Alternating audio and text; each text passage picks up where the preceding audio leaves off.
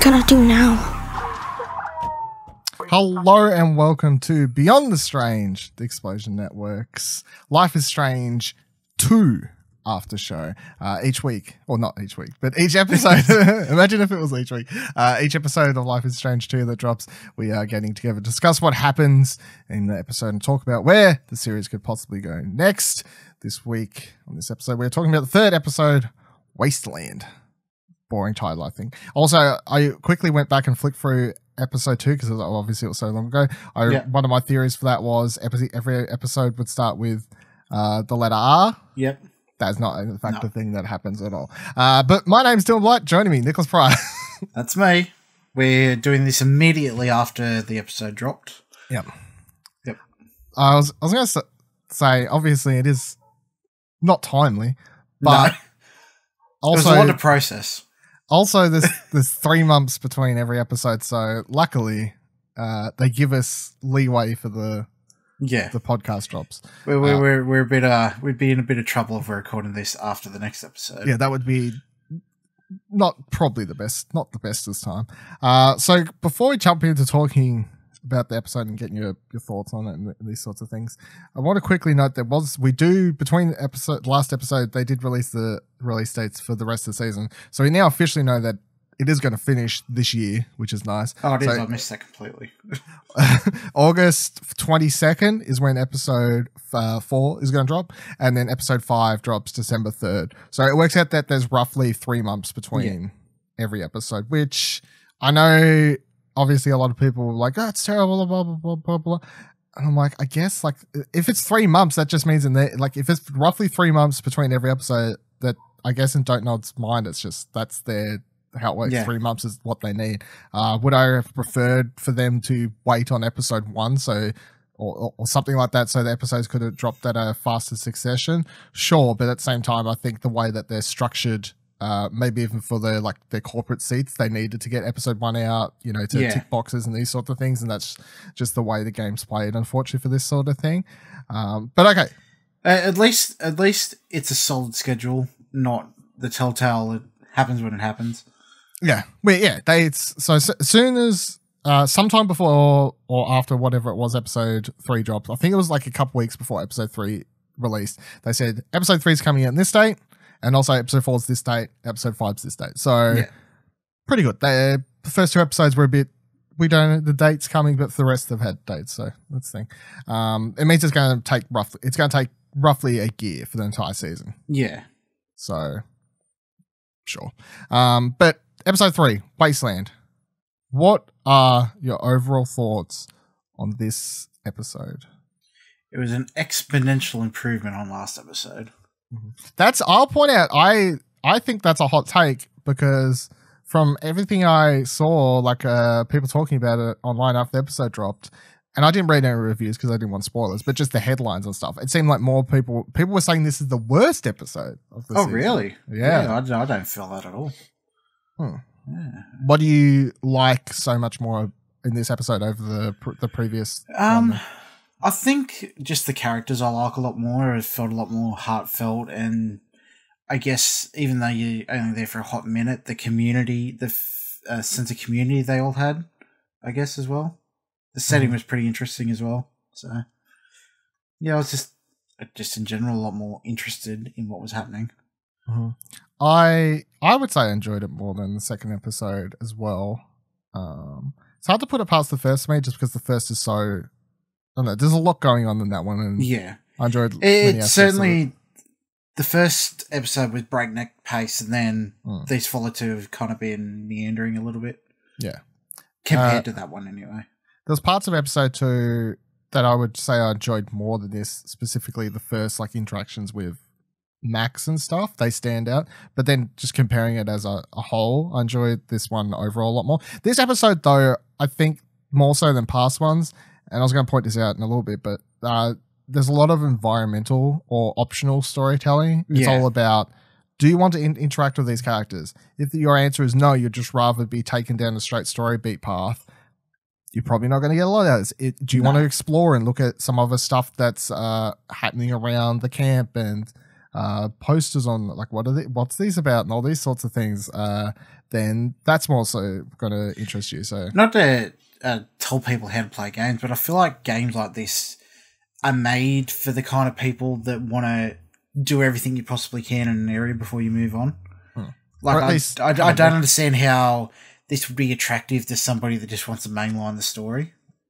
I don't know either. I think people got used to the Telltale style in the last couple of years, which was getting rid of the less explorative areas and were more just interactive movies. So you never had a lot of chances like in this where it's just like, have a wander. You want to interact with some characters. The first season of The Walking Dead did when it was more. I distinctly remember like going around and even having puzzles in the particular areas and stuff. Yeah. But as they continued as a company towards their eventual RIP. Yeah, then you had Batman season 2 and it's just bang, it's a bang, movie. Bang, bang. Yeah, it's on. So it's a lot different to how they run this sort of thing. But yeah, I really enjoy this. I like the characters. I like the themes and the storytelling.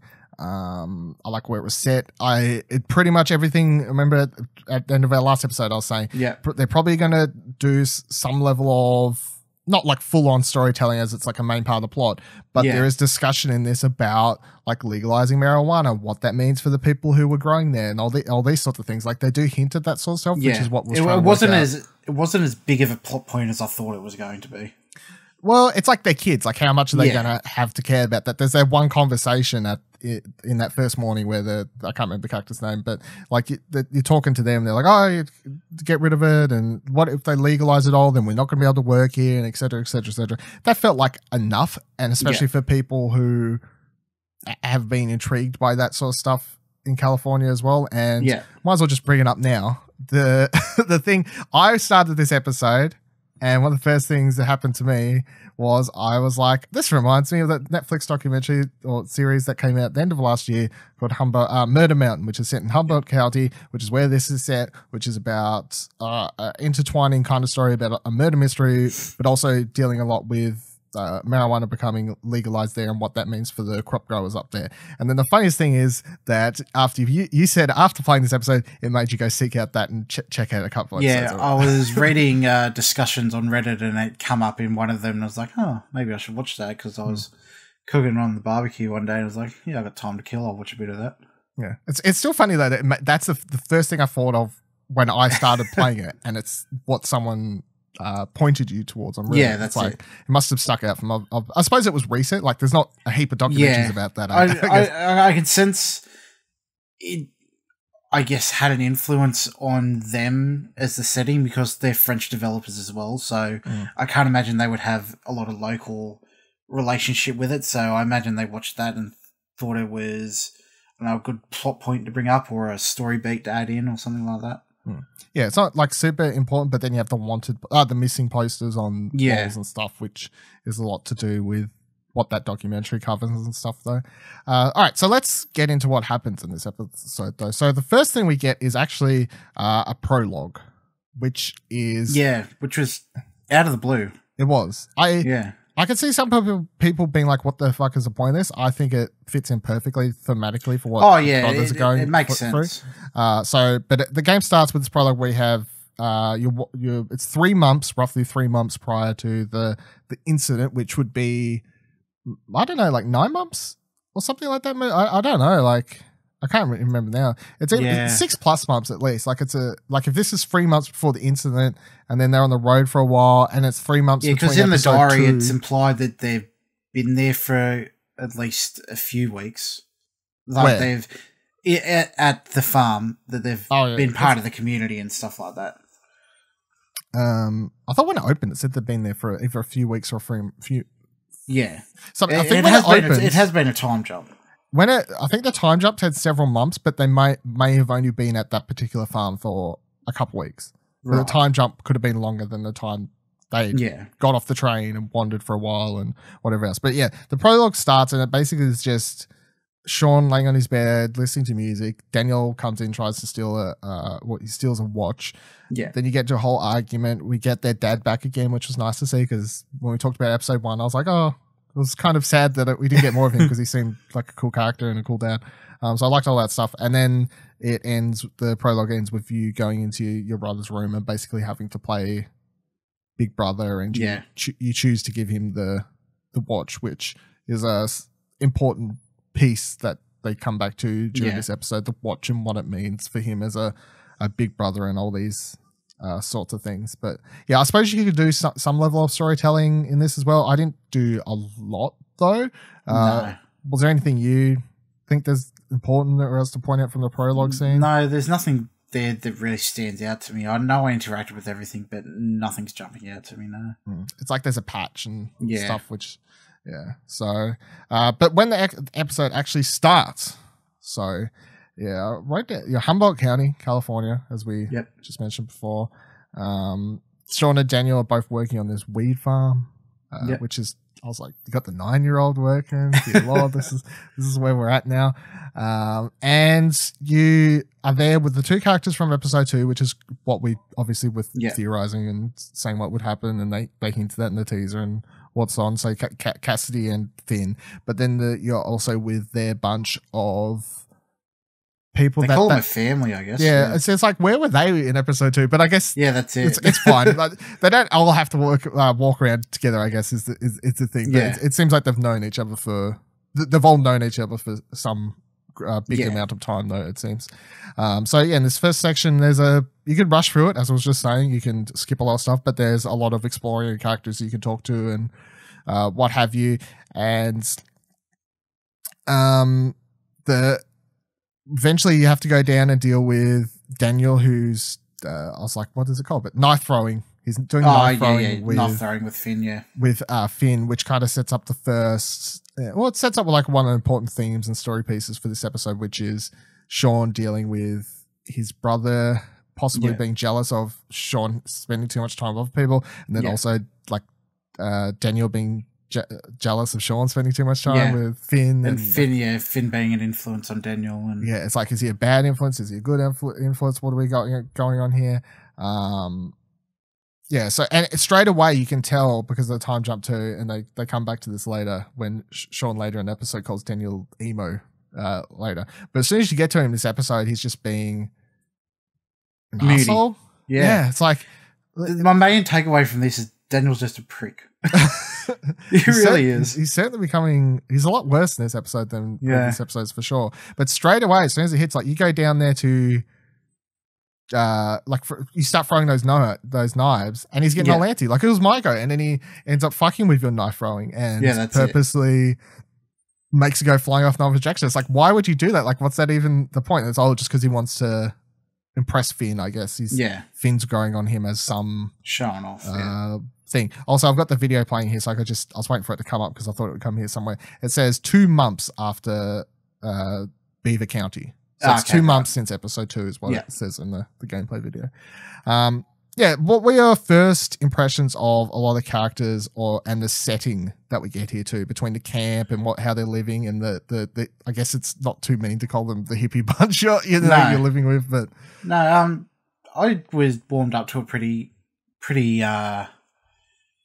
quickly, especially because of the dog there. I was going to say, there's a dog there. The dog there, pet it straight away a couple of times. I mean, it was an interesting bunch, like especially the immigrants, but tourists, backpackers. The Germans. Yeah, and the preachy guy, the guy that comes from... lost his faith, which he explains later. Yeah, but I thought it was an interesting bunch. Like, I still was kind of cautious on Cassidy and Finn, judging from what I know from the previous episode.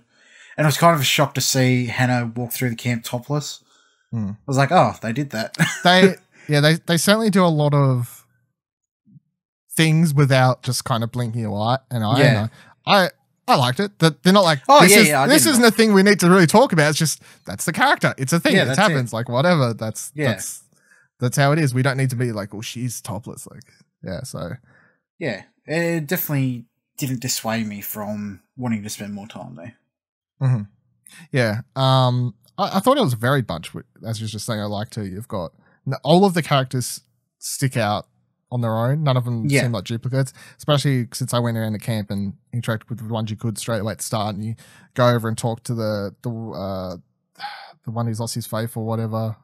Jacob, I think his name. He's like trying to draw or Joseph, He's trying to draw send a card back to his sister. Yeah. And these sorts of rabbit. things. Oh, the chicken, sorry. Yeah. Chicken, yes. It's like, oh, what's she like? Chickens and all these sorts of things. And everyone you talk to at the start, the German girl, and talking about the legalization, these sorts of things. I also like how like people are like this one episode where I point out that because people complain about the sizes of the updates, they're like, why is the size so big? And I'm like, well, the character models and everything are different. His hair's way longer in this. Yeah, that's a change. His clothes are different. That's a change. Not his clothes are now dirtier. And throughout the episode, they actually seem to get dirty. And that's you know what I mean. Like there's all these visual changes and not only that, it's like completely new environments. Environments, completely new place. Exactly. It's not like Life is Strange 1 where it's the same setting all the time. It's the same school basically we've played. It's like I think this one's a lot more ambitious than people realize, considering that each episode's in a completely new environment, which is they don't reuse anything. They're not even reusing like character art skins and stuff because they're having to change what they look like every single episode basically, and they think they might have to drastically change what Sean looks like when we'll discuss something that happens to him at the end of the episode. So that might be a huge change. So the choices made in this first section here are you made the coffee with others after drinking the last cup, or you didn't.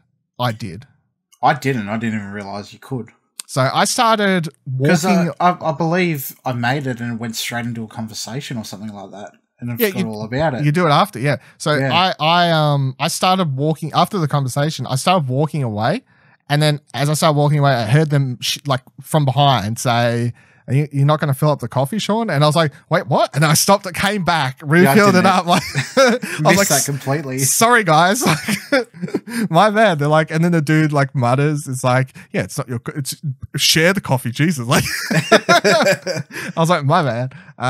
The second thing is you hit the target while knife throwing. You didn't hit the target, or you hit a bullseye. I hit the target. I hit bullseye.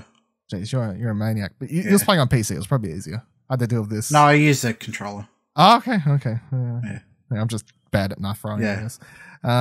Then you got you tried to be understanding when Daniel mentioned Karen, or you refused to talk about it. I was tried to be understanding. I was the same, yeah. I feel like you'd be a bit of an arsehole if you just straight away, let's not talk about it. I feel like a lot of you make the choices, but there's also the canon choice that they want you to make as well, because even though you try to be understanding, Sean is still like all anti-mum and all that, like even though you yourself kind of want to be more understanding knowing what you know now. I think these decisions like this one and a couple others all play towards how angry Daniel is by the end of the episode and what that causes him to do. It's just like a couple variables that I think add up towards that, and this must be part of it. But it's not like you're like, let's never talk about Karen, our mum. It's just like, you either want to console him about it in the moment, or you're just like, shut up, we're not talking about that now.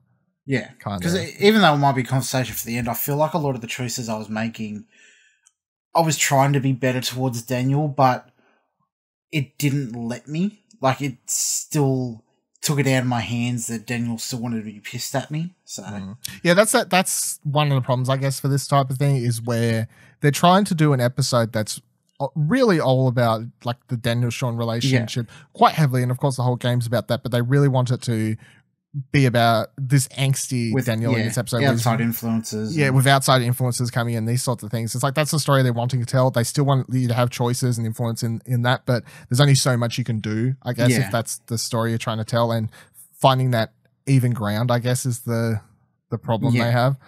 All right, next thing was you asked Daniel why he doesn't wear his watch, or you didn't mention it. I asked him after playing the prologue. I was like, how do you not ask him after playing the prologue? That's it. It's like an important. They make it a big point, and it's like, why would you not ask him that? Yeah, I was like, come on, we're not going to get. You can't be that antsy about fucking a watch. Calm down now. And then the one Daniel hasn't even hit puberty yet. Yeah, Jesus, you'd think he had though. And then the one thing for this was Daniel waited for you in the morning, or he didn't. And that's when I was like, when is this for? And I zoomed in at the picture, and I took it as when he got on the car or something like that. Yeah, I was like, I don't know what this exactly means, but either way, I got he did wait For me too. Like, if he doesn't wait for you, you just miss the truck, I guess. Yeah, does he fuck off on the truck and there's another truck waiting for you? I don't understand how that works, but either way, that's the thing that happened. So yeah, once you done interacting with this whole part at the start here, eventually you do get into this truck with Big Joe. Yeah. What a cool name. Cool character. Big Joe. And you do a bit of talking on the way. There's a bit of character building, a lot more, once building on the whole influences for Daniel type thing, but then also building of this potential relationship between you and Cassidy, or friendly going on there. And eventually you arrive at the farm and Daniel pisses off the big boss, Merrill. Yeah. And then you end up having to have a talk with him. And then the rest of the episode is just cut and bud. Cut and bud and listening to this conversation and having a couple choices with Daniel and some other characters, but it's just cut and bud. Yeah, that's it. Did you think it was weird that I think they did it on purpose, like to show the tedious nature of it? Yeah. I didn't hate it. No, I took it for what it was. I didn't have any strong feelings either way. Yeah. I wasn't like they'd done this because they're like, this is fun. As soon as I started doing it, I'm like, pretty sure they're doing it on this purpose to play into the fact they're all complaining about it. And that's it, yeah. I think it's also to show it's not as glamorous. Glamorous as what the people might think it might be, working on a weed farm or something. Yeah. You're up there, you're making so much money, it must be a party, you all smoke all day, cutting butt. It's like, no, they're getting yelled at. This Big Joe guy's a fucking asshole. Merrill's all an this arsehole. Needs to be done by tonight. Yeah. Get it done. Yeah. And then they're talking about working 15 hours sometimes and these sorts of things. So yeah, it definitely doesn't play into the we're all rich and party all time and these sorts of things. So they Cassidy and it was Hannah, wasn't it? There's the Hannah, is the other one. They get into a bit of an argument here too. So sells this whole like family dichotomy where they have a bit of back and forth, but then eventually they all say sorry and these sorts of things. Yeah. Then eventually, the choices that you have in this section is you intervened when Big Joe slapped Cassidy, or you didn't. I did intervene. I did, then I immediately regretted it. Yeah, so did I. Because she's like, I can fucking take care of myself. Yeah, I clicked the button. She's like, I can take care of myself. You don't need to do that. And then I was like, you're right. That was silly. Thank you, game, for teaching me life lessons. Then you trimmed a lot of weed buds. You did an average amount, or you didn't trim efficiently. I did a lot. I did a lot also. Yeah. I was like, I wonder if there was repercussions for not doing a lot. I think, I don't know overall or repercussions, but there is the part later in the episode, obviously, where you get paid. Where you get paid, but you don't get paid. So that's it. What difference does it make overall? None. But either way, yeah. So after all your hard day at work, you head back to camp, and you got to do some chores beforehand. So you have this whole conversation with what's his fuck first? Finn. You have this conversation with Finn first about Daniel and what's going on there. And he's like, oh, he's a bit antsy and my hands hurt and all this sort of stuff. And you have a bit of back and forth with him. You could be a bit more flirtatious with Finn in these moments if so choose to. I did not read that at all. Well, they may be trying to take like the character in a certain route, but in this episode they certainly give you some control over his sexual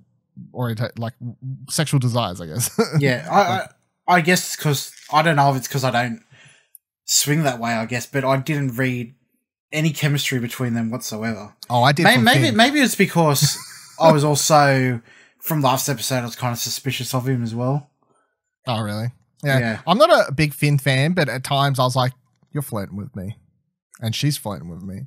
Your brother's sister. I could definitely tell what's going on. Charismatic, yeah. But, I was like, am I about to have a brother-sister three-way over here? This is the direction the episode's heading. Game of Thrones ruins everything. So after you have a conversation with him, eventually you go off and do some chores. And you can interact with a couple of people here. But mostly it's about the decisions you make for your chores, if you ask people for help, if you ask Daniel for help, these sorts of things. And I think that all also plays into the algorithm towards how Daniel is later in the episode as well. And then you take Daniel out for training. Which he was complaining about before. He's like, we haven't done any training, and Sean says, yeah, we'll do some training after we get back today. So you head out.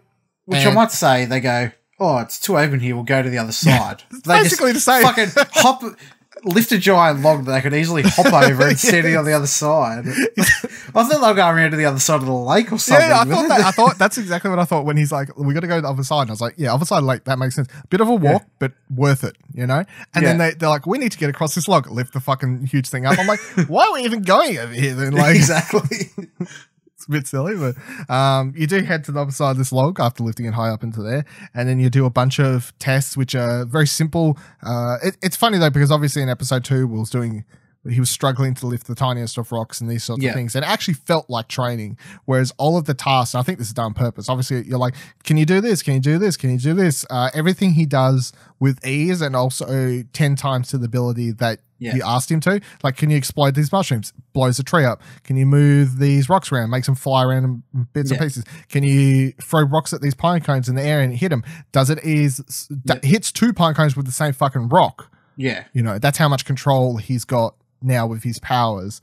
And eventually you end up pissing him off because you talk about, still trying to keep it a secret and be careful and these sorts of things. And Daniel's saying, they're my powers. I should be able to do whatever I want. Why can't I do this? Blah, blah, blah.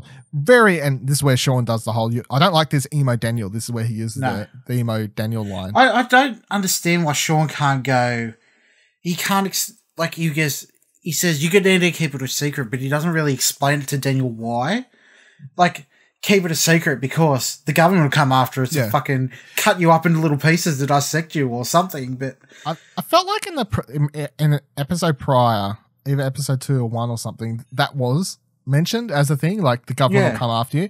But he doesn't mention it again. Like, and I'm like, I had similar thoughts where I'm like, I know we've mentioned this before. Like, we need to keep it a secret because the government will get you or something along those lines. Like, they'll want to experiment you. They'll use you something. But I'm like, just because you said it once, Sean, doesn't mean we can't reiterate that. For me, from Daniel's perspective, it seems like from what we see, their conversations, that he's keep it a secret but not explaining it why. Yeah. It's like, for Daniel's perspective, it's like, keep it a secret because I'm jealous of it and I don't want you to be cooler than me or something like that. Yeah. He doesn't hit home that there's consequences for all these actions. Look, we had to run away because you showed your powers, because this happened. Yeah, it's just... And I'm okay with, like, some arguments for these games, and, like, in particular this episode, as we were saying before, it's a lot heavier on the hand-holding storytelling. And I don't mean, like, as we were saying before, heaps of environmental storytelling and these sorts of things, but when it comes to the main story path and story beats that they're trying to hit, there's not much options for you to do other than although when we get to the end, I'm like, there are big differences between yours and I playthrough, but when it comes to the relationship between Sean and Daniel, they're trying to tell a very particular story in this episode especially, and hit on certain themes and these sorts of things, and I'm okay with that because I'm like, I'm not playing fucking Mass Effect or some BioWare game where, like, a full-on role-playing game. I am playing a story-based game that just so happens to have, like, certain things that I can take control over. But if the story they're trying to tell has to have Sean never mention, like, alternate universe, the game lets you say,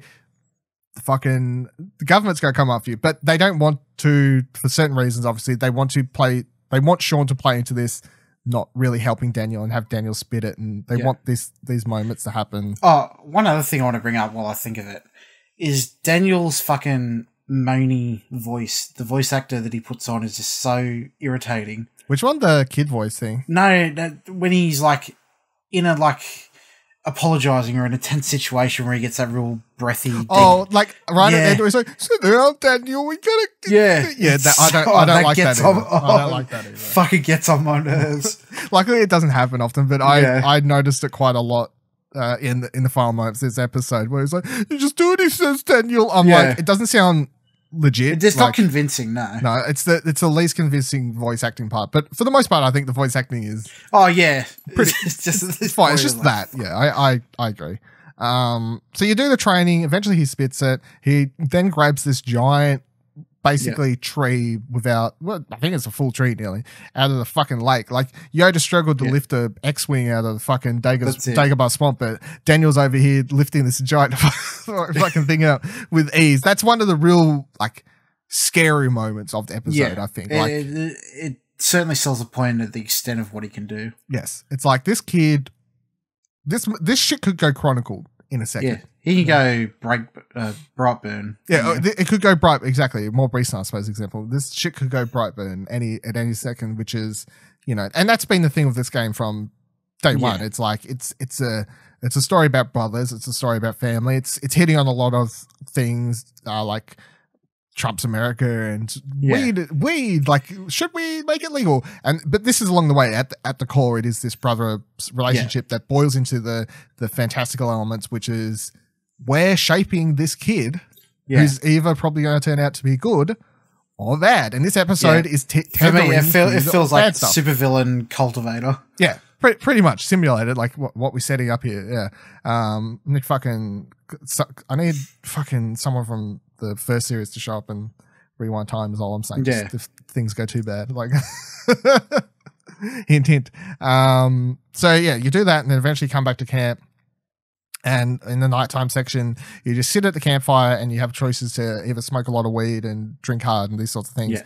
Cassidy plays a song, nice song in the second game as well. There's original music too, I think, that they're doing for these Cassidy songs as well. Yeah. And then people discuss their worst memories, which you can choose to participate in or not. But this is where you learn about what's his face, who we mentioned before, with his Christian beliefs that he no longer believes in, and that's how, like, one of his worst memories. You can snoop at his tent and see a photo of him with his family, and he goes, "Oh, who's this other woman?" It obviously looks kind of like an Amish family. Oh, really? Missed that. Yeah, that would make sense though, I guess.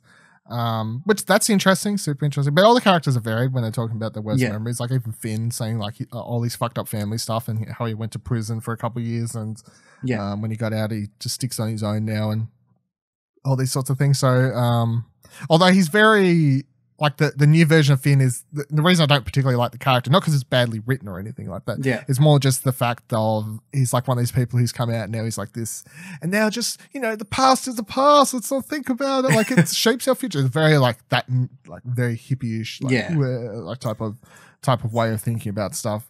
And then the night ends with you either getting a haircut or heading to bed with Daniel, which is one of the choices. So go over the choices here. You helped Daniel with his chores or you didn't help him. I didn't help him.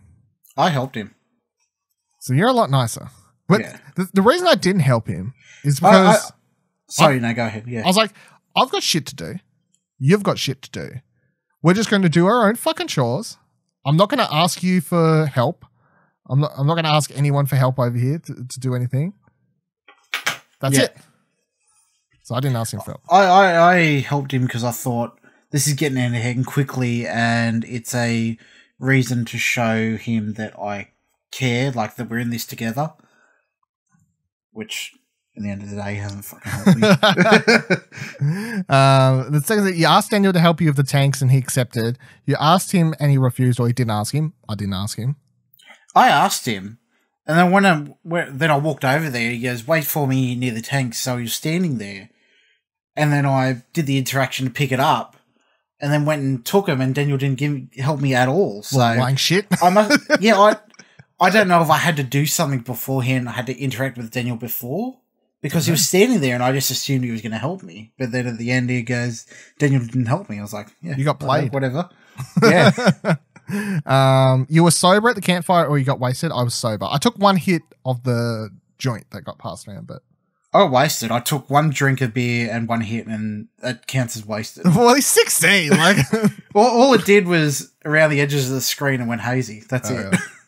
Yeah. I was like, I'm a good boy. I'm gonna hit this shit, and then I'm just gonna sit here and chill. You know, I'm a good boy. You went to sleep with Daniel, or you stayed up and got the haircut. I went to sleep with Daniel because obviously I could tell we had all these conversations throughout the day about how we're not spending too much time together and all these stuff that you're spending time up with your friends, blah, blah, blah, blah, blah. So I was like, yes, I will go to bed because Daniel's asking. Because you can tell he wants it, even though when you walk away, he says, He's like, you didn't have to come with me if you didn't want to, or something along those lines. But he doesn't say, I'm going to go to bed if you want. He says something along the lines of, I'm ready to go to bed. Oh, yeah. Are you ready to go to bed or something? You're ready. Like you can tell he wants you to come. So, yeah, I did that. You did the same. Yeah, I went to bed with him as well, which I'm glad I did because I saw pictures of the haircut and it's fucking terrible? horrendous. Yeah, it's some kind of like shaved head mohawk kind of thing. I can imagine it would be terrible just looking at the haircuts that that they all have. But they both have. So I was like, no, I'm good. So then the Daniel stuff for this is Daniel did the dishes on his own. He refused your help, or you had help. He had help doing them, which I assume might be like someone else, like Finn or something. I don't really know. But I did. He did the dishes on his own for me. Yeah, I helped him. Like, I don't like a lot of these Daniel choices as well. Just seem to be repeating what already happened in the Sean one. They are, but I guess it's because on their end they count them like for Daniel's stuff is tracked on its own. I guess. Like, I guess, yeah. I'm taking it because, as we were saying before, it's like we're building this either villain or superhero, really. Yeah. So I think along the way, it's like these episodes' narrative choices they're tracking, and then the Daniel stuff is important for the Daniel we're shaping, I guess, even though it might be repetitive, but it's been kept on its own sort of line. So then you had Daniel help Sean carry the water tanks. He refused. Daniel wasn't asked to help for that? Daniel refused to help with the okay. Which is odd because I didn't even. He said, "Yeah, I'll help you," and then just dumped it. So. Oh dear. And I got Daniel talked to Sean about his anger, or he went to bed alone. So we would have both got talked to Sean about his anger, I guess, unless he went to bed with you and then didn't talk to you.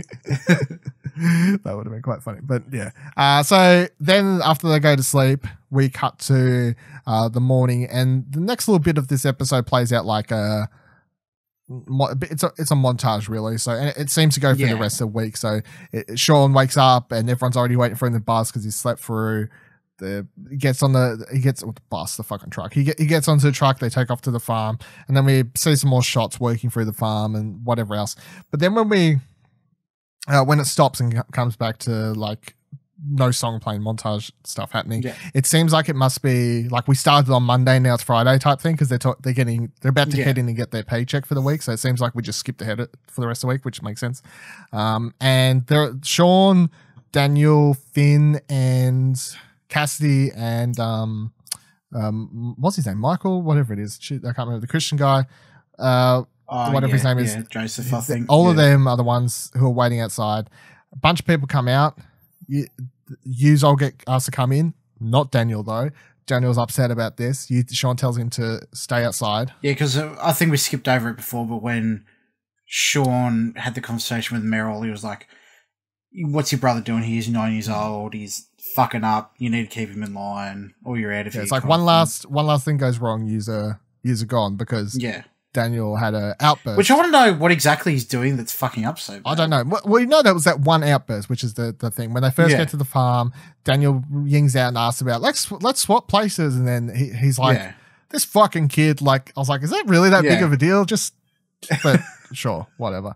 So he gets one last time. And Daniel's like, can't come in. And it's like, you can't come in. Just stay out here. Just fucking sit still for a couple minutes. Just do what you're told. I mean, I've told you a million times. I already told him before this point as well. We got warned. You fuck up again, we're out. Just calm the fuck down and sit still and do it. It needs to be done. So I wonder if he's got like a form of attention deficit. I think he's just a kid with superpowers who thinks he's better than everyone. Is really all it is. True. It's just that simple. I think give a little kid superpowers. What are they going to do? They're going to think they're fucking better than everyone else. It's pretty. I think probably any kid, no matter how good they were, wake up, get superpowers 6 months later, they're probably a big arsehole because they got a power incentive type thing, power thing. But yeah, eventually you all head in and you're talking to Meryl and Big Joe's in there, and it all seems to be going well. It was all going quite well on my end. You know, they're like, Finn, good job. Cassidy, stop bitching so much. Your bud cutting hasn't been great. Sean, fantastic work this week.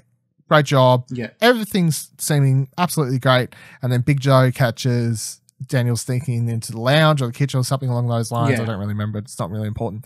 And then drags him into the room, and then Meryl spits it at this point. He's like, no one's getting paid because of this, for a start. I think Big Joe claims that he was trying to steal. Yeah, he's like, he's going to steal something. And then because you see through the door and the safe's open with all the money. I missed that part. I was like, what's he fucking stealing? But yeah, then Sean's like, just search him. He's just looking for something to do. He's a bored kid. Yeah. Which he doesn't do. He's like, no, fuck this. You're right. No one's getting paid. Obviously, everyone's upset about that. They just worked a whole week. Yeah. They're not getting paid. They need a union for weed workers is what I think they need to have happening here. Then he's like, Sean and Daniel, use a gone. That's your second warning, so use a fired. And on top of that, got to make a lesson of this. And he tells Big Joe to teach Daniel a lesson, and then Meryl fucks off. And he says, Sean, Daniel, you got to leave tonight. Get the fuck out of here. Yep. No one's getting paid in this room. Kick the shit out of little kid. I was like, well, that's a bit, bit far. So then Big Joe throws the kid on the ground, throws Daniel on the ground. And as he's like, I don't want to do this, because Cassidy's kind of begging for nothing to happen. He's like, it's just a fucking kid. Just a kid. And then Daniel intervenes and throws using his power. He uses his powers in front of everyone and magically throws something on the table at the mall. I think it was an ashtray or something, probably like a glass, something or other. Hits Big Joe on the head, and then it either plays out two ways here. So either you step in and say, hey, I did that, and Sean gets punched in the face and it blacks out, or if you don't, Finn steps in and says that he was the one who did it. Finn gets punched in the face and then it blacks out either way. So not really much to go over here. Obviously, the one big choice is simply you came forward when Daniel hit Big Joe, or Finn did. I came forward. Yeah, I came forward too. I was like, why would you not? I'm a big brother. I'm a good big brother over here. I'm doing what's necessary. That's it. What more can I do for you, Daniel? You little if only I could speak into my microphone and have it translated to this actual game at times. The things I would say. So after all that, we go to the last night, which is Sean arrives back at camp, and they all arrive back at camp. But Sean and Daniel are discussing with everyone that was there who saw them use the powers. Oh yeah, because there's no way they were. No way they could hide that. No, and he's like, they go over it all. They see what's happened, what caused it, and then Sean goes around and tries to check with everyone to make sure that no one's going to say anything. He's very naive to believe him on face value. Yeah, he's like, I'll trust all these people. It's funny though, because the person who's the least adamant at first to believe is the ex-Amish or Christian or whatever they're saying they are. Because his whole story the night before or whatever was like, lost faith. I lost my faith. I'm out here to learn for myself. And he's like, he says Jesus. Oh, you're the second coming of Jesus. We need to worship you. They don't go full on there, but you could tell that's kind of where he was. And Sean's like, don't put that on. Don't put this shit. We're not going there. You're not going to turn my brother into a fucking messiah out here. And drag him around. And eventually he calms down. He's like, okay, I won't say anything. And everything seems good. And then they begin to walk away. And then Finn's like, we could steal the safe and all the money and things. That would be great. That could be a good idea. And I've been back and forth about it, and you can either choose to be like, yeah, that's a good idea, let's do it later, or be like, that's a bad idea, let's not do that. And then you head up and you get onto the party. And throughout the party, you can interact with a bunch of people again, obviously. Get a bunch of story stuff happening here. Sit down, enjoy the music, enjoy the aroma of the party that's happening and the fantastic music. Do what you need to do.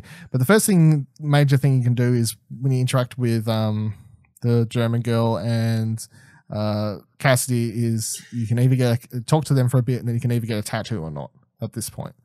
So no matter what you do, it doesn't really matter. You can either get a tattoo, and there's two choices between tattoos, or you can choose not to get a tattoo. But after that happens, she's like, hey, let's go for a swim. And you can, once again... Which, have you got a tattoo? No. The first thing they fucking tell you after you get a tattoo is do not fucking swim until it's healed. I think his arm's going to drop off. That is... it's going to fucking fall off. It's going to get infected in a dirty, stagnant swamp water. I think it could be... They're like, no, it's fine because we wrapped it all up in cellophane or whatever. But it's funny because early in the episode, if you talk to one of the characters right at the start, they're like, where's Daniel? And they're like, oh, I thought he's down at the lake with Finn or whatever. And then they're like, don't go into that water, man. Like, that water is fucked up. Like, later in the episode, you jump into that shit. So, yeah, get the tattoo or not, and then you can either choose to go down to the water or not. obviously I think 70% global leaderboard, say 70% go down there. And this is where, obviously, if you give zero shits about any potential romantic interest or with Cassie, you would probably choose not to go to the lake, I guess. But you can choose that. From the choices, though, it sounds like you could fuck up horribly at the lake no matter what, because it sounds like one of the choices is her getting angry and all these sorts of stuff. I'm like, I don't even understand how she could get angry. No, that's the thing. Like, I don't know how you could wreck it up so Someone must be very bad at reading relationship. Yeah, maybe. I don't know. But yeah, so you go down there with Cassie, you go skinny dipping and infect your arm horribly after getting a tattoo if you do. Probably best to not get the tattoo and then go skinny dipping if you're looking for a playthrough where you can save Sean's life. He's probably going to lose an arm next episode for us that got tattoos. And then after you did skinny dipping, you can continue flirting with her and then you can go into it. I like how on the choice it doesn't say it's sexy times or like you lost your virginity. It says you went into Cassidy's tent. Like, what's that mean? You went into Cassidy's tent or you didn't go into Cassidy's tent. And one thing I'll say for this is what happens in Cassidy's tent stays in Cassidy's tent. I thought I honestly, now this may, I don't think there's too much competition in video games for like sex scenes and sort of stuff, but most of them are terrible, to be honest. They're corny. They're bad. They're straight up just something out of a novel world sort of thing. I honestly feel like this is the best, if not one of the best, interpretations of like young lovers or young sex, however you want to. I think it was very tastefully done. Yeah. But it's not just that. It's like the fact that like he's like worried. You can tell he's like all anxious and he's like, I'm a virgin. And then like when they cut to you after, like I like the way they cut away. They don't try and like be like, yeah, our sexy. You try and make them do it. It's like it's going to look really, really bad. You know, it's going to look really, really bad. Mass Effect's done it in the past. It looks bad. But then like how the next morning he's like, first thing he says he's just sitting there. And he's all like, all anxious. He's just like, sorry, it was bad. Like it was written really well. I thought like a lot more realistic. It's believable. It's a lot more. You can tell this conversation's happened ad nauseum throughout history. Yes. So honestly, and as I'm saying, there's not much competition because most sex scenes in video games are terrible. But I would put this as the best, if not one of the best. I'm struggling to think of other good ones. Like, and as cautious as I was of her from the last episode, I really warmed up to her as a character throughout this. Like, it really sold the relationship and kind of the flirtiness and whatever they had between each other. It felt believable. I think I went into it more open to it straight away because in episode 2, when I was talking to her, I'm like, I'm flirting with her here. You know, like, whereas you probably wasn't on that path. Whereas I was, I come into this episode, I'm like, hey, girls flirting with at the fucking farmer's market in Charlotte's, whatever that place is called. Like, let's say, how you going? So yeah, I was pushing for it over here. So the choices for this section, most of them to do with relationship stuff. You and Finn remain friends, or you kissed. I remain friends. You remain friends. I take it as well. Yeah. Of course, it is interesting to point out here another thing about this and what this episode does for Sean's relationships is you can play him straight, gay, or bi. Yeah. You can have all the best of both the brother and sister, or you can have options. Whatever you want. Gives you options. As much as I don't like Finn, and I would have never opened up to. Maybe that's one reason I never pushed for it. If Finn wasn't a dick, maybe I would have ended up with Sean the bisexual. I would have gone that route maybe, but I didn't like Finn, so it wasn't going to happen. You didn't get a tattoo. You chose to get a wolf tattoo, or you let Cassidy choose. I got a wolf tattoo. As did I. I wonder what the tattoo was if you didn't choose. I did it. I changed the tattoo choice when I did the collectible mode run to pick up something, and it's a I can't remember. I feel it might be just something random, like a Dreamweaver type thing or something like that. It was a penis. I don't think it was quite a penis, but yeah, it wasn't something as cool as wolf. Because it's not standing out in my memory. You didn't follow Cassidy for a night swim, or you went with a swim with Cassidy. We obviously both went with a swim with Cassidy. Yeah. Then you've got Cassidy got angry at you, or didn't get angry at you. Didn't get angry at both of us. No. As I was just saying before, I have no idea how she actually gets angry at you. How you fucked that up? Unless you flat out, there's an option where you call her a dirty whore or something. I don't know. It's so weird. You kissed Cassidy or you didn't. We obviously both kissed her. And then you went into Cassidy's tent or you didn't. We both went into Cassidy's tent, obviously. If you catch our drift. Yeah. So then after all the young lovers happen and they leave the tent, they come out and have this conversation with, I think it was Hannah. Yeah. It's like, have you seen Finn? And she's like, I'm looking for him to see him. And then they both click onto the fact that he's probably taken off with Daniel, of course. Yeah. As soon as I come back from the lake, because you can walk over and like, Daniel's not there. Finn's not there. I didn't notice. I know that they've got to do this. So I didn't. Because after you do the power and explain to them and get them to vow to silence, as you're walking back, there's Finn sitting on the log immediately. I talked to him for a bit there. I did chat to him. I got the impression like, he's going to do this no matter what. He's like, yeah, I agree. It's probably not the best idea. No, he's not even like that. I didn't even think he was that off it. He was just like, not even that secretive. He was like, I don't know. I was just trying to help you and Daniel out, man, but whatever. Yeah. I was like, you fucking dick. Like, fuck off. Like, yeah, that's it. His motivations are so clear to me. Exactly. So I wouldn't say he's a terrible, like, I don't like him, and obviously what he does using the kid is fucked up. But I wouldn't say he's like a terrible person who from the get go was out to fuck us. He just saw his chance and took it, I guess. And he's an opportunist. Yeah, I wouldn't say he's like messed up from the start. He's out to use the kid or anything. I think his intentions with Daniel before this were just he was just getting along with Daniel, and that's fine. Like maybe he saw him as a adoptive younger brother or something, but I don't think his intentions there were bad up until this point. So whatever you do, you end up sneaking and having to take a car. From what I understand, if you choose to do the heist, you will still have to come here and steal a car with Finn and Daniel and what have you. Either way, you end up here stealing a car. You then head on over to the farm, obviously, and depending on, once again, a lot of variables. This whole section has the most variables. It's like you can either come here as part of the heist or you're coming here after, and that plays out a lot differently because obviously both of us came here after, separate to them, which means we're not dealing with like sneaking in or making decisions to make sure we don't get caught. Whereas from what I take with the decisions, if you come here from the get-go as you're trying to do the heist, it sounds like you have to make sure to sneak around the security cameras or turn them off or these sorts of things that could impact the story and what have you. So, but we kind of get around all that. And then once you get there and you get inside the place, you can then have a bit of chit chat with everyone that's in there. And then no matter what, though, everyone's whispering at the top of their very voice. Fucking loud. It's quite ridiculous. Doesn't really matter what you do. You could choose to be like, we're going to leave. Doesn't matter. Either way, you're going to go into that room or Meryl's going to burst out and find you and you're all going to get held up at shotgun point in a row here. And then our endings are going to be completely different. So I think instead of just like, I think maybe it'll just be best.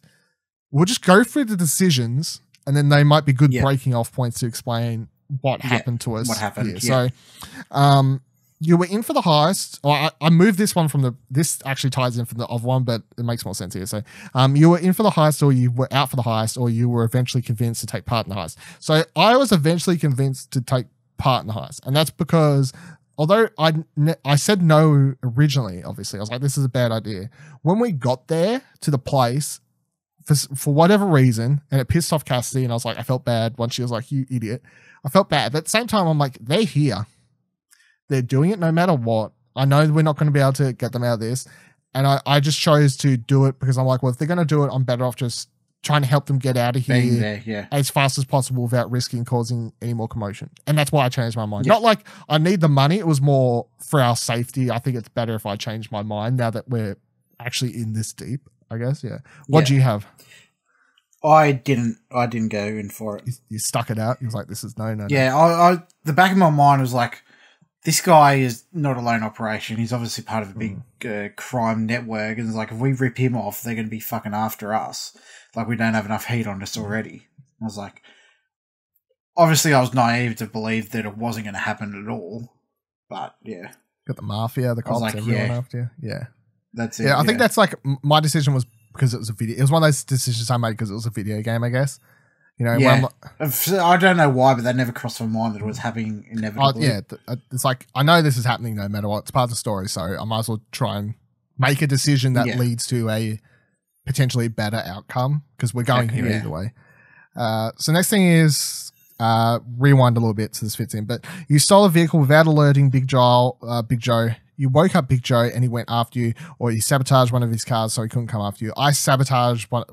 I hammered every single tire on one of the cars. I made sure to go. Yeah, I made sure to get every tire. I'm like, is this important? Do I need to make sure I get all of them down? I don't know, but I'm doing it either way. I couldn't figure. I have no idea how the fuck you're supposed to steal a car without getting caught, though. I looked everywhere. No, me either. I'm like, I don't. No, the only way I could find to get into a car was to smash the window.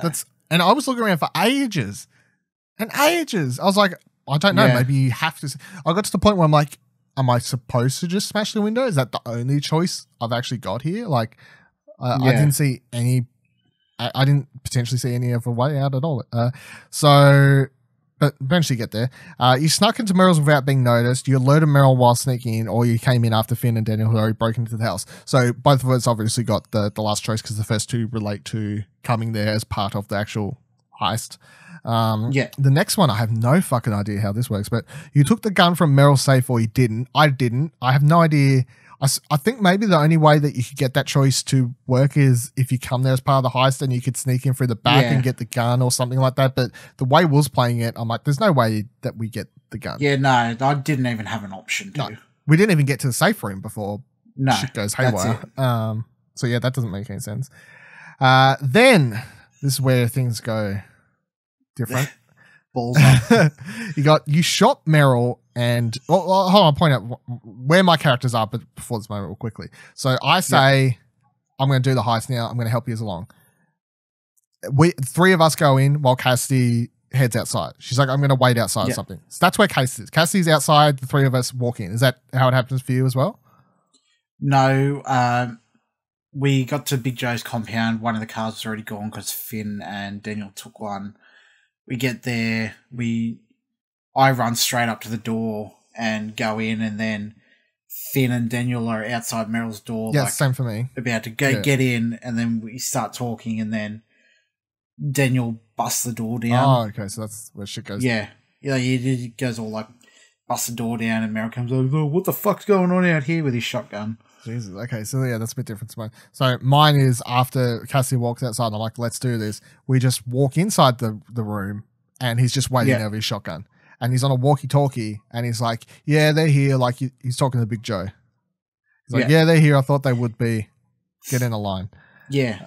No. So, yeah, they start arguing. Cassie's like, this is fucking stupid. Let's get out of here. And they're all arguing, and then Daniel gets the shits and busts the door down. But yeah, so little differences here. Sorry. Yeah. And then for this choice, it is you shot Meryl and Finn was killed, which when I read, I was like, what the fuck? Because my thing was the next one, which is you told Daniel to use his power and Finn wasn't killed. Or the next one is you did nothing and Finn wasn't killed, or you did nothing and Finn was killed. So when I got to the end of the game, I read these choices and I was like, holy shit, there's a version of this where Finn dies. Oh my God. Like what? Lord and Father, what differences? So what happened to you when he was in the lineup? He's like, oh, I'm going to teach you all a lesson. He gets them all to kneel down. He goes, I didn't say the lesson wasn't going to be painless. And I thought, because he was like carrying on like that, and I thought he was just going to like beat us up or beat one of them up to teach him a lesson. But no, he just full on just fucking blast Finn away. Oh my God. Yeah, they're all there. And he just goes, blasts him away. Wow. I was like, oh shit, maybe this was a bad choice. Well, because I got that far and Meryl's walking around, he's like, I'm going to teach you all a lesson. And then Daniel looks at me and it comes up with an option to tell him to use his powers or not. And I say use his powers, and then Daniel whips his shotgun out of his hands or something along those lines, and then Sean jumps on top of him and begins punching him a couple times, then we get into a bit of a tuffle. But everything up until that moment you said was happening for me too. Like Meryl's got us all on the ground.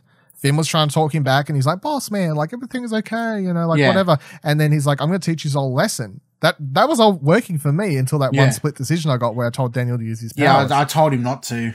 I don't know. Yeah. It was like, just do what he says. Just do what he says and we'll get out of here. I had no faith in this coming out well. I'm like, I don't trust this guy with a fucking shotgun in front of us. Then I figured, like, even if Daniel starts to do something, like he's there with a shotgun in his hands, like anything could go wrong. I guess so, yeah. It's funny though, because now I'm like, I wonder if Finn's completely different games. If Finn's supposed to be the character that shows up next episode. I mean, I highly doubt it because this whole season's like a road movie. Each episode has its own characters somewhat. But interesting. Finn dies. It'd be really bad playthrough if you romance Finn and then got him fucking killed. killed. That'd be even worse. And then the last decision was Cassidy was injured or she wasn't. She wasn't for me. I believe she was for me. She was. How's that work? Daniel? I think after Finn dies and Daniel does all his powers and stuff, he gets real shit. He goes, oh, it's all your fault. You're the reason all this is happening. You're the reason I took my brother with him, and he lashes out at her and like does the force push shatter. After the whole Meryl stuff. Yeah. So how's all right, let's just go on. So the last decision is Daniel used his power, got injured and lashed out, which is what happened to me. Or he disobeyed, or he used his powers and got injured, or he stayed put but lashed out after Finn died, or Finn was shot dead and Daniel lashed out at Sean. So which one of those is the one you got? Because there's so many crossovers. Daniel stayed put but lashed out after Finn died. Okay. So I was about to say, because there's so much variables happening here, I have to... So end of game for me is this. Sean, I tell him to use his powers, shotgun away, gets on top of him, starts hitting him a couple times. Then Meryl pushes me off. He has pistol in his sidearm or something like in his leg or something. I don't even remember. Yeah. And he picks up the gun and he goes to shoot someone. I don't know if he goes to shoot Daniel straight away or Daniel gets in the way. Either way, he goes to shoot Daniel. Daniel manages to like move the bullet somewhat, but not fast enough. So Daniel takes a bullet shot to the his shoulder somewhere. And you can see him and he starts bleeding out then. And then he looks down for like a second and you can tell he's like, ow, or what the fuck, or ow, I guess. and then it's at that moment that he does like a huge burst of power and you see everything start to shake. End of episode 1. Yeah, and everything goes to shit at that moment. And then after that it cuts to black. And I presume the final clip that plays in the game is the same no matter what. It's like the camera moving through the house with music and it's showing the cash on the ground and all this sort of stuff. I think that probably the same no matter what, but up until that point. So because Cassidy's outside. Yeah. That's how she doesn't get hurt. Okay, yeah. Yeah, so Cassidy's outside. She nothing happens to her in this entire thing. So yeah, Daniel got shot in the fucking arm of mine though. So yeah. Yeah, no, nothing happens to Daniel. Like he does all that thing and the same thing, camera pans over, except it has Cassidy there as well. And it pans over Daniel with the injuries. Yes. Yeah. Well, Sean, do you mean? Or was it Sean? Daniel? Yeah, sorry, not Daniel. I was about to say that it'd be different if it showed you different here. So, mine, it's an important point too. So the camera cuts away and it does this whole montage thing. And then did yours show dead Finn on the ground or something? Yes. Yeah, because mine showed Finn on and there's blood everywhere. Okay, yeah. Mine went over Finn. His eyes are closed. He could be dead. He could be alive. I'm presuming he's alive in my one. He's just passed out like everyone else. So the camera does show him, and then it also goes over to Sean. And I love how I was looking at Reddit today after playing it, and I was reading some people's thoughts about it. And people are referring to him now as fucking from Metal Gear Solid. They're like Snake, punish Snake. They're like punish Sean next episode, because that's, I suppose, one of the big questions. The eye patch and the what's happening there? Sean's passed out on the ground. So in mine, I know Finn's there. I know Sean's there. I don't know where the fuck Daniel or anyone else is. Just know that those two are in the house. Oh, Meryl's there inside the house as well, passed out. I see him in the video. But Sean, his eye looks fucked. Oh, yeah. He's definitely lost an eye. You think he's actually lost an eye? That's hardcore if he has. Well, there's glass sticking out his eye. Like, I don't understand how they're coming back from that. I don't either. I mean, it's pretty fucked up, though. Like, talking about changing character models, making clothes dirty. I mean, that's it. They're about to change him to a completely eye patch wearing or one-eyed... there goes all your depth perception. Yeah. It's funny because the other thing I saw when people were saying it's foreshadowed in the episode because they said, like, in the prologue, someone pointed out that in the prologue, the teddy bear that you can pick up on his Daniel's bench, which apparently you won from him from a fair or something like that, it's missing one eye and it's got a cross for one its right eye, or its left eye, which is Daniel's eye that he loses. The exact same eye, though. Yeah. Is on this stuffed teddy bear or bunny or whatever it is. People like, it's foreshadowed. And I'm like, fuck, like, it is kind of, I guess. Like, I assume they done that on purpose. Like, it wouldn't have been a mistake. No, Harley does a mistake. Choice, but that's interesting nonetheless. Yeah. And then someone said that it was it's mentioned in this episode at some point, Sean makes a joke or says something about depth perception to do with his drawing or something along those lines as well. Oh, yeah, I remember that now, yeah. Yeah, people like, it was hinted at throughout the entire episode. Yeah. It's completely messed up. But yeah, RIP to Sean's eye. Yeah. This shit goes dark. It does, yeah. I mean, season 1 was dark. Obviously dealt with like dark themes like suicide and what have you. But this one's going, if someone losing an eye, that's more dark on the, I guess, the physical, it's like more Walking Dead type level stuff.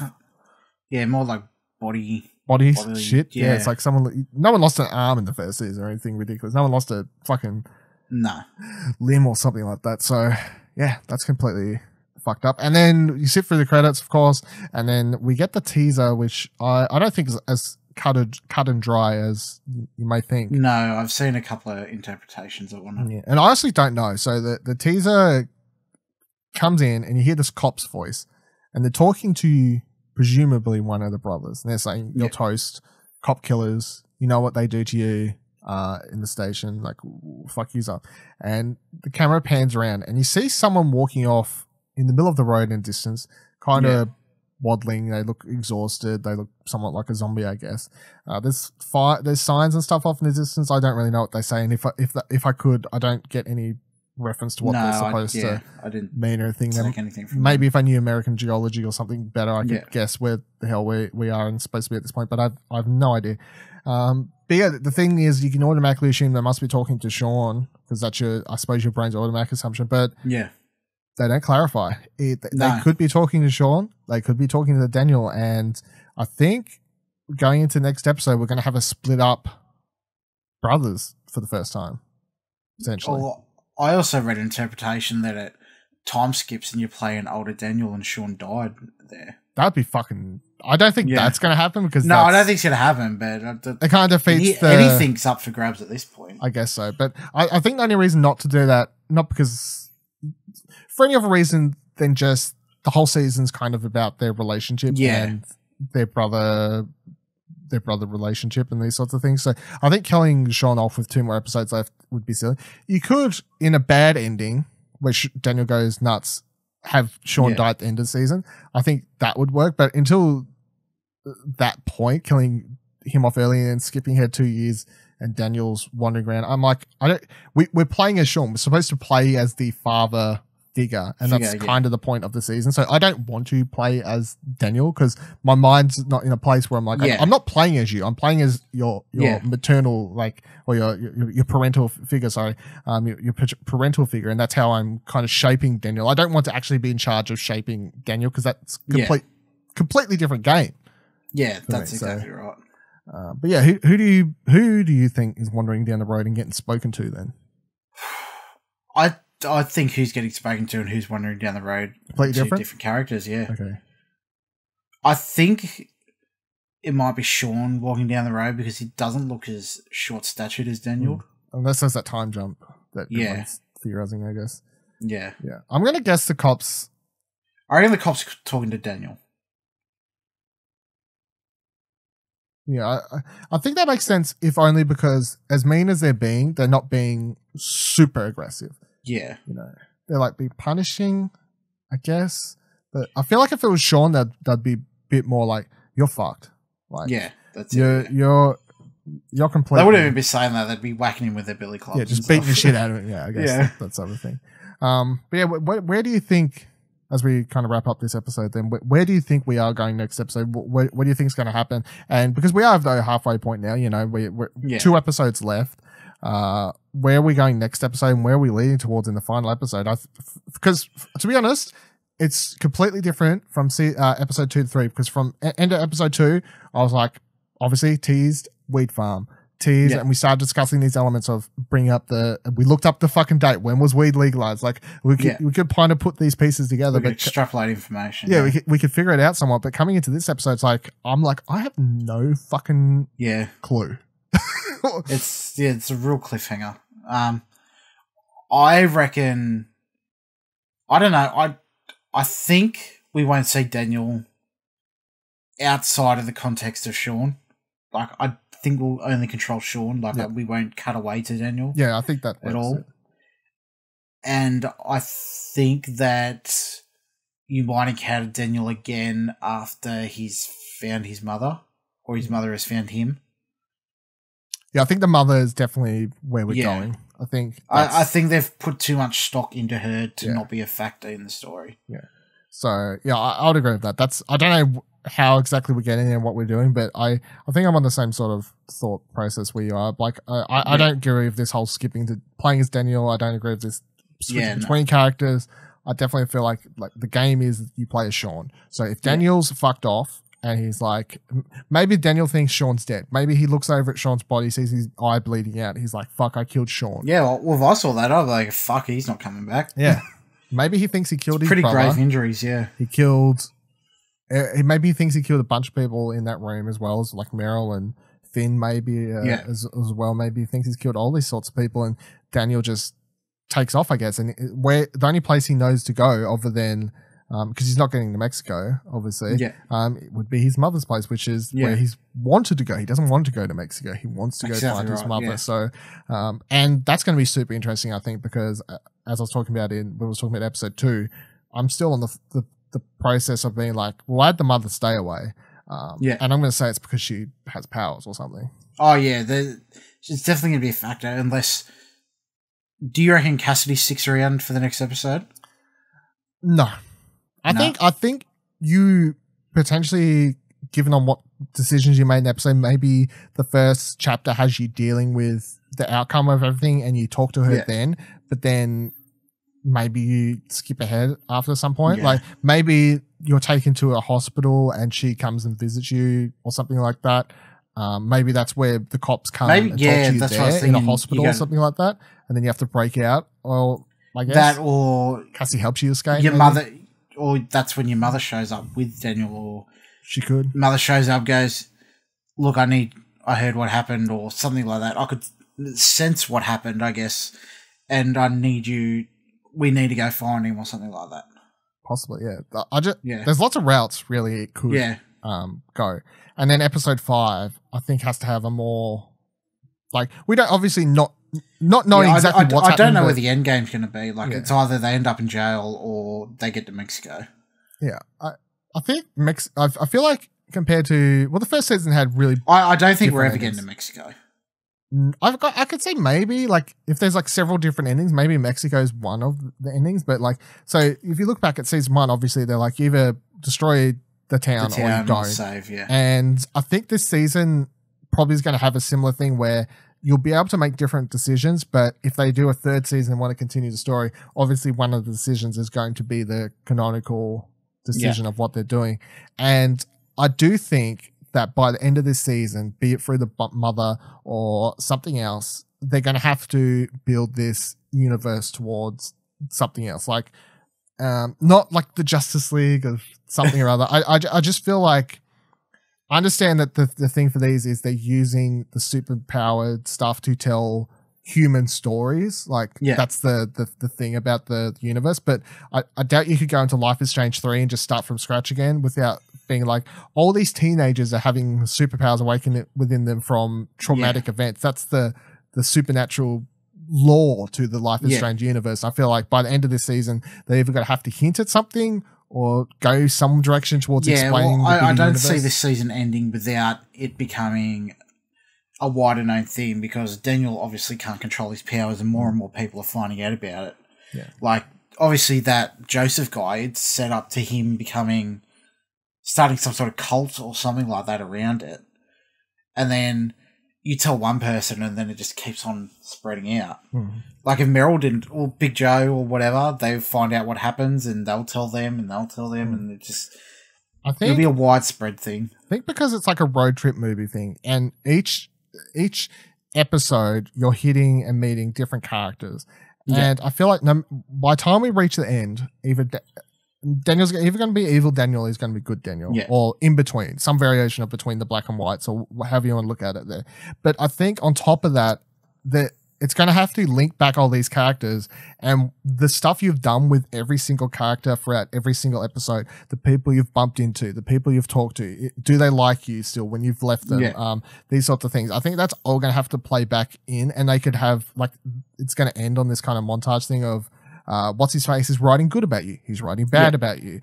Cassie's watching the news and being like, that's really good. Or she's just like, fuck you. Or, you know, like, I feel like it's all about, this whole season's just, I was saying, road movie about connections, about meeting people, about this brother story and all these sorts of things. So yeah, it's like, we don't really know where the next episode's going, but I definitely feel like it's a mother. But I feel like definitely by the time we reach the end of the next episode, it's going to have a more distinct direction of where that into the finale is going. And the bigger question coming into the 5th episode has to be not where are we going, and more so how is Daniel going to end up at what are the repercussions? What are the repercussions of this entire season, I guess. But either way, that'll do it for this one. So it has sold the feeling of it getting more and more out of control from episode 1. You just seem to be having less and less control over it. This episode definitely drills in he's powerful. He doesn't have full control as much as he thinks he does, because he doesn't have it's not that he doesn't have control of his powers, because they show he can when he concentrates do it. It's that he doesn't emotionally have control of his powers. That's it. And that's like the distinct difference between being able to whip your rocks around and fucking hit them through cones and being able to emotionally control your powers and not spit it and just break everything around you and hit a police car over and kill someone and all this sort of stuff, because that's all caused by his emotions. It all comes down to that sort of thing. So, Life is Strange, episode 3. Wasteland. I still don't like the name though. Only because it doesn't fit in with your theory. No, it doesn't fit in with my theory, so it's terrible. You, of course, can check out this show. It's on youtube.com/Explosion Network or explosionnetwork.com or all podcasting services, be that Apple Podcast or whatever the other one, Stitchers and the other things, whatever you want to do, just search for Life is Strange or Explosion Network. I'm sure you'll find the podcast in some sort of way if you'd rather just listen to it. But of course, watch it. youtube.com/Explosion Network. We'll be back in August 22nd. Let's say early September. Be realistic. Early September, hope for the 4th episode discussion, of course. So be back for that. You can follow me on Twitter at Vivaladil, Vivaladil. You can find Nick if you come to our Discord, explosionnetwork.com/Discord. If you'd like to contact Nick, that's the way to do it. You have to put 3 summoning stones down in the Discord chat and say, Nicholas, please come talk to me. But that's the way to go about it. You can follow Explosion Network on Twitter at ExplosionPod. And that's about it. That'll do it for this episode. Thank you very much for joining us. We will see you in the next one. Bye. Later.